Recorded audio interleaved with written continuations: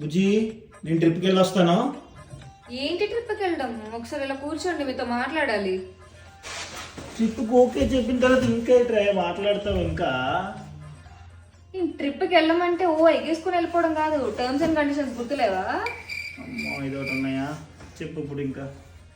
Trip start అయినప్పటి నుంచి end అయ్యే లాస్ట్ సెకండ్ వరకు ప్రతి 10 నిమిషాలకు ఒకసారి నాకు మెసేజ్ పెట్టాలి. మెసేజ్ ఒకటి. హలో, చెప్పు. ఇద్దరు దేక్. గంటకు ఒకసారి నాకు వీడియో కాల్ చేయాలి. బాయ్ ఇంకెందుకు ట్రిప్కి వెళ్ళాం, దీంతో వీడియో కాల్ చేసుకుంటూ ఉండిపోతే అయిపోద్ది. ఇంతకీ అమ్మాయిలు వస్తున్నారా లేదా మీ ట్రిప్లో? లేదు ఎవరు రావట్లేదు, మళ్ళీ అబ్బాయిలే బాయ్స్ ట్రిప్ వెళ్తున్నాం.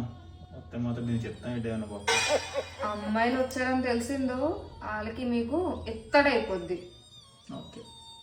మీరు ఏ లొకేషన్స్కి వెళ్తున్నారో ఆ లొకేషన్ నాకు వాట్సాప్లో పంపించండి.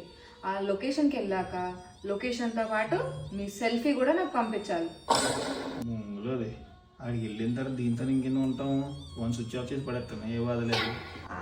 సర్లే, అక్కడికి వెళ్ళాక ఫోన్ స్విచ్ ఆఫ్ చేసేస్తాను, దీంతో పని ఉండదు, దీనికి తెలియదు అని అనుకున్నారు అనుకోండి. జుట్టు ఎందుకు పీక్తున్నావే? అందరికీ తెలిసింది నేను సాఫ్ట్వేర్ జాబ్ చేస్తున్నాను అన్న ఒకటే, కానీ నాకు చేతబడి చేయడం కూడా తెలుసు. తేడా వచ్చిందా తాట తీస్తా.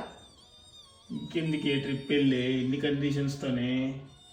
ఈ కండిషన్స్ అన్నీ ఓకే అనుకుంటే ట్రిప్కి వెళ్ళండి, లేదంటే నాతో పాటు పక్కన కూర్చొని రీల్స్ చూడండి.